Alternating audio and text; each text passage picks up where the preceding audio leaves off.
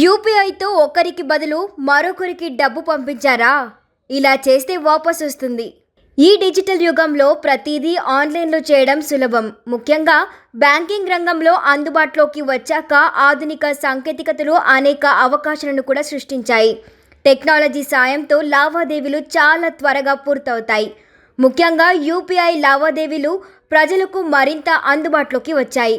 Smart ఫోన్తో పాటు bank ఖాతాలో డబ్బు ఉంటే అన్ని కార్యకలాపాలు నిర్వహించబడతాయి. యూపీఐ ద్వారా డబ్బు పంపేటప్పుడు లోపాలు సంభవించవచ్చు. మీరు తప్పు నంబర్ను నమోదు చేస్తే డబ్బు ఉద్దేశించిన గ్రహీతకు కాకుండా మరొకరికి పంపబడుతుంది. వారు మన స్నేహితులు లేదా బంధువులు అయితే మేము గుండె చప్పుడుతో తిరిగి వస్తాము. కానీ మీకు విదేశీయుడు ఉండి మీ డబ్బు తిరిగి పొందకూడదనుకుంటే మీకు సమస్య ఉంది. టెన్షన్ వద్దు. మీరు అనుకోకుండా యూపీఐ ద్వారా మరొకరికి డబ్బు పంపితే టెన్షన్ పడాల్సిన అవసరమే లేదు. మీరు మీ డబ్బును అనేక మార్గాల్లో తిరిగి పొందవచ్చు. ఎలా పొందాలో ఇప్పుడు తెలుసుకుందాం.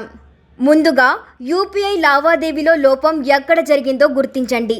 మీరు నంబర్ను తప్పుగా నమోదు చేసి ఉండవచ్చు, పంపిన మొత్తం తప్పు కావచ్చు, లేదా క్యూఆర్ కోడ్ లోపం ఏర్పడవచ్చు. మొదట ఏమి తప్పు జరిగిందో గమనించండి. మీరు అనుకోకుండా మీ స్నేహితులు లేదా కుటుంబ సభ్యులకు డబ్బు పంపితే మీ డబ్బును తిరిగి పొందడం సులభం. అయితే మీరు అపరిచితుడికి డబ్బు పంపితే తిరిగి పొందవచ్చు. పొందాలంటే ఈ దశలను అనుసరించాలి. నేరుగా బ్యాంక్ను సంప్రదించండి. తప్పుడు క్రెడిట్ కోసం వాపసు అభ్యర్థనను సమర్పించండి. యూటీఆర్ లావాదేవీ వివరాలను తప్పనిసరిగా బ్యాంక్ ప్రతినిధులతో పంచుకోవాలి.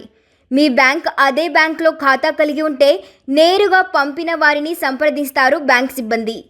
వ్యక్తి వేరే బ్యాంక్లో ఖాతాదారుడు అయితే అతని వివరాలు మాత్రమే అందిస్తారు. మీరు దీన్ని మీతో తీసుకెళ్లి సంబంధిత బ్యాంకుకు వెళ్ళాలి. వ్యక్తి అంగీకరిస్తే డబ్బు తిరిగి ఇవ్వబడుతుంది. దీనికి సుమారు 7 రోజులు పడుతుంది.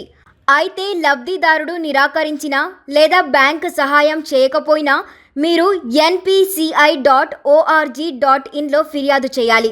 మీ ఫిర్యాదును దాఖలు చేసిన 30 రోజుల తర్వాత ఎటువంటి చర్య తీసుకోకపోతే సమస్యను పరిష్కరించడానికి మీరు బ్యాంక్ అంబాసిడర్ను సంప్రదించవచ్చు. తప్పుడు యూపీఐ లావాదేవీలకు సంబంధించి ఫిర్యాదును నమోదు చేసిన తర్వాత బ్యాంకు వెంటనే చర్య తీసుకుంటుంది. న్యాయం జరిగేలా అన్ని చర్యలు తీసుకుంటారు. అయితే సమస్యను పరిష్కరించడానికి గ్రహీత సహకారం కూడా అవసరం.